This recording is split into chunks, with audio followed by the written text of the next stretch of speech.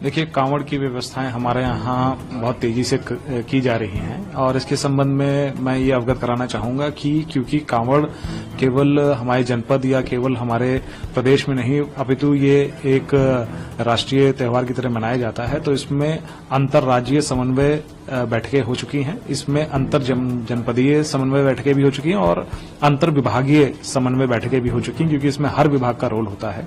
इसमें जो मुजफ्फरनगर से संबंधित कावड़ है वो हरिद्वार से जब जल उठता है तो उसके बाद लगभग 85% कावड़िए जनपद मुजफ्फरनगर से ही होकर गुजरते हैं।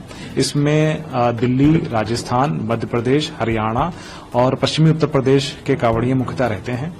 इस संबंध में जहां पर हमारा एंट्री पॉइंट है वो भूराहेड़ी चेक पोस्ट, वहां पर उत्तराखंड पुलिस के साथ हम लोग एक ज्वाइंट कंट्रोल रूम सेटअप करेंगे, जिससे वहां की भी फीड हमारे पास आती रहेगी और यहां की भी फीड उनके पास जाती रहेगी, जिससे किसी प्रकार का भी अंतर्राज्यीय समन्वय में कोई प्रॉब्लम ना हो।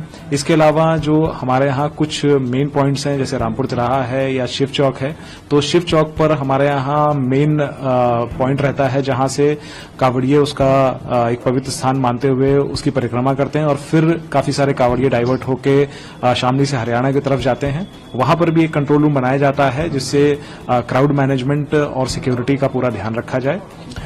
इसके अलावा क्योंकि ये इतना बड़ा मूवमेंट रहता है तो इसमें हमने बाहर से भी फोर्स की डिमांड की है। इसमें हमको एक कंपनी आरएएफ और 6 कंपनी पीएसी मिली है। इसके अलावा हमको बाहर से भी गस्टेड रैंक ऑफिसर्स के अलावा कांस्टेबल, हेड कांस्टेबल और ऑक्सिलरी फोर्स का भी कंपोनेंट मिला हुआ है।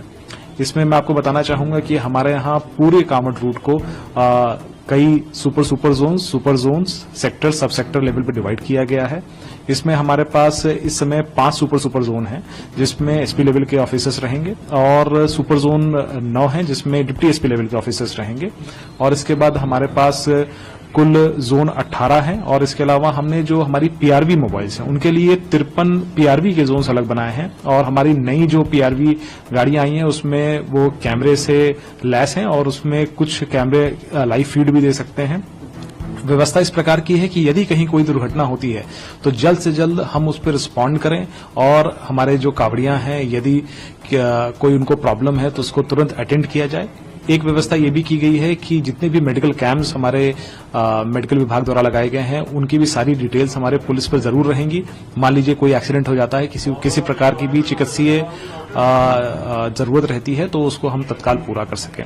इसके अलावा तकरीबन 250 से ऊपर हमारे यहाँ कावड़ शिविर लगेंगे। उसके संबंध में भी जिलाधिकारी और मेरे द्वारा एक संयुक्त बैठक उनके साथ कर ली गई है। इसमें उनको बता दिया गया है कि उनके लिए सिंगल विंडो सिस्टम है, जल्दी से जल्दी वो अप्लाई करेंगे। उसी दिन कोशिश ये की जाएगी कि उनको सारी सुविधाएं और सारे क्लियरेंसेस दे दिए जाएं। इसमें मुख्य चीजें जो हमने पिछले डेटा को एनालाइज करके देखी हैं, इसमें 3 प्रमुख कारण रहते हैं जिसमें कोई घायल हो जाता है या कभी कभार मृत्यु भी हो जाती है। इसमें एक तो रोड एक्सीडेंट है, दूसरा इलेक्ट्रोक्यूशन और तीसरा ड्राउनिंग है। इसको देखते हुए हमने हमारे डाइवर्जन प्लान्स को हमने तैयार कर लिया है। 21 तारीख से रात से जब जल उठेगा तो हम लोग हेवी ट्रैफिक को NH 58 पे लेना बंद कर देंगे। उसके लिए हम लोग उसको मेरठ के हमारे रामराज से लगा हुआ जो क्षेत्र है वहां से हम लोग उसको डाइवर्ट करते हुए और इसको देवबंद की तरफ भेजेंगे। हम हरिद्वार की तरफ जाने वाले सारे गाड़ियों को देवबंद की तरफ भेजेंगे, वहां से घूम के वो फिर हरिद्वार की तरफ जा सकेंगे।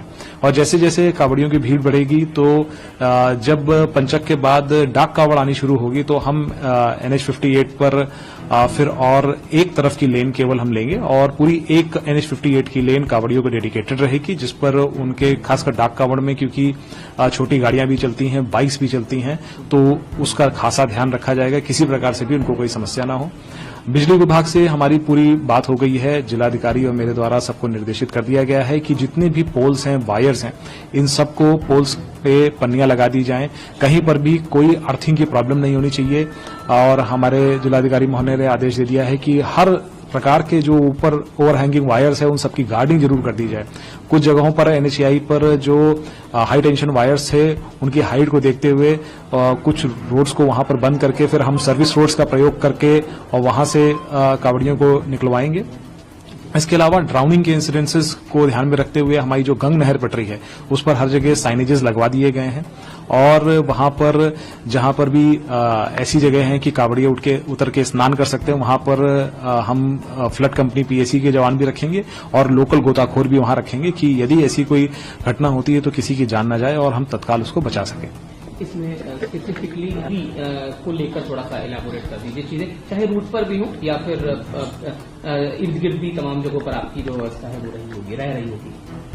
देखिए, ड्रोन्स के लिए हमने जो ड्रोन हमारे पास पुलिस के हैं वो तो डिप्लॉयड रहेंगे ही, परंतु ये मार्ग इतना बड़ा है कि इसमें प्रशासन की तरफ से भी ड्रोन की व्यवस्था की जा रही है। इसमें प्रमुखतः ड्रोन जहां पर हम इंटर स्टेट बॉर्डर से एंट्री लेंगे वहां पर भी रहेगा। फिर जहां पर मेन क्रॉसिंग्स हैं जैसे रामपुर तिराहा है, आगे नावला कट है, शिव चौक है, या इस प्रकार के जहां पर गुप्ता रिजॉर्ट है जहां पर आपस में ट्रैफिक मिंगल हो रहा है वहां पर ड्रोन की खासा व्यवस्था रहेगी। इसके अलावा मैं बताना चाहूंगा कि हमारे यहाँ ऑपरेशन त्रिनेत्र के तहत हमने काफी बड़ी क्षेत्र को सीसीटीवी कैमरों से आच्छादित कर रखा है। इसमें तकरीबन 1800 कैमरों की फीड हमारे पास सीधे कंट्रोल रूम को मिलती है।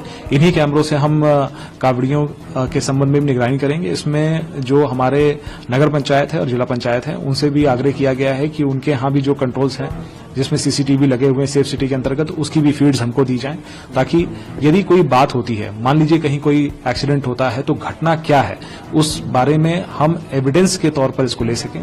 कांवड़ शिविरों में भी ये बात निर्देशित कर दिया गया है कि वो मिनिमम 4 सीसीटीवी कैमरा लगाएंगे। उसमें एक सीसीटीवी कैमरा जहां पर खाना बनेगा वहां पर होगा, एक सीसीटीवी कैमरा बाहर की तरफ रहेगा जहां पर कावड़िया बंधु हमारे अपनी कांवड़ रख के अंदर विश्राम करते हैं, और 2 सीसीटीवी कैमरे अंदर रहेंगे, जिससे किसी प्रकार की कावड़ खंडन अथवा किसी प्रकार की चोरी या खान पान में यदि किसी प्रकार की कोई अन्न मिलावट की बात आती है तो हम उसको चेक कर सकें और उस पर सतर्क निगरानी। आप देख रहे हैं समदर्शन न्यूज चैनल को सब्सक्राइब करें और लाइक करें, शेयर करें।